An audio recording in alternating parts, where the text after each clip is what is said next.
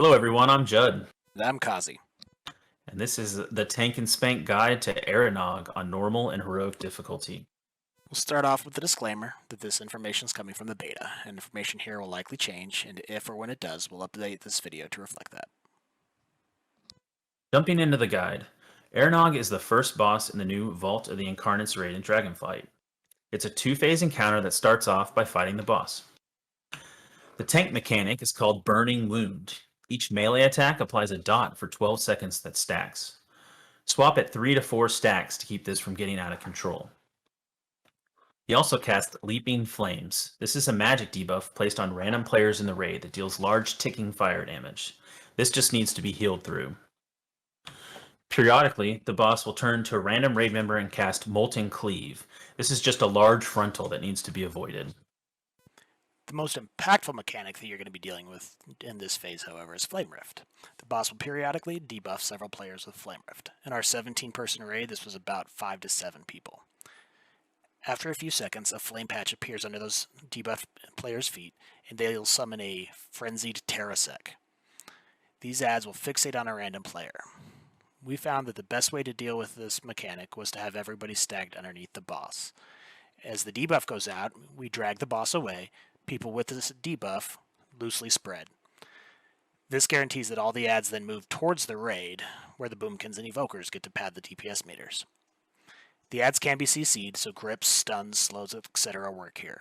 On heroic difficulty, the adds enrage at 50%, so be sure to save AoE CC for that. Once the boss reaches 100 energy, phase 2 will start. He goes to the center of the room and summons a ring of fire elementals. The elementals are tethered to each other, creating a circle that needs to be broken before they reach the boss. This is done by focusing one down, creating a path to run through.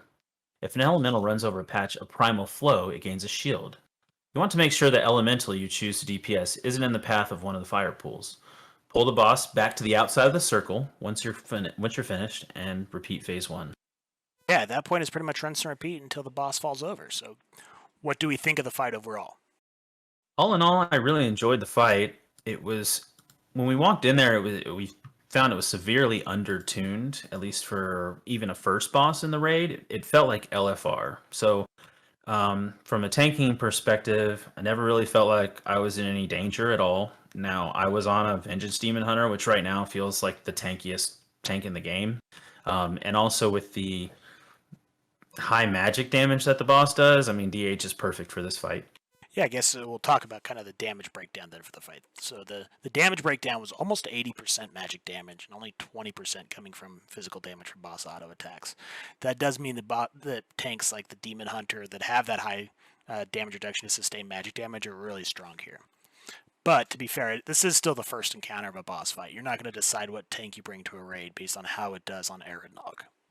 No, absolutely not. It's also a fairly simple boss. The mechanics are very straightforward. They're very telegraphed. He turns and does this Molten Cleave. It's a huge frontal. Everyone in the raid can see it. If you're positioned behind the boss and just stacked up as a group, he's always going to turn to the same spot. It's very easy to avoid. Yeah, I guess kind of talking about the aesthetics of the fight, and even more so the aesthetics of the raid as a whole, we were overall really impressed with, considering that they're in the beta, how far along they are with the aesthetics of the fight. Yeah, everything looked really good. All the mechanics showed up. We didn't find a lot of bugs with just what the boss was doing. Not, we didn't end up on any walls or flying around or anything like that. Nothing glitched out on us. We were able to actually kill the boss. Yep, most of the time that we were running into abilities, it was player class specific abilities. Things like Fireball just wasn't hitting for some reason. Yeah, it's too bad for a fire mage. I don't know if he's Right. immune to fire damage. It didn't look like it, but No, Pyroblast was still working. Speaking of damage, though, we do have the logs down in the channel below. Keep in mind this is beta. They haven't even done the first tuning test, but if you want to take a look at the logs, you're welcome to do that. Thank you everyone for watching. Please keep an eye on the channel. We're going to have more raid guides coming out as testing continues. We're also going to have tank guides for each individual tank that we're working on right now. Please like and subscribe. That would really help.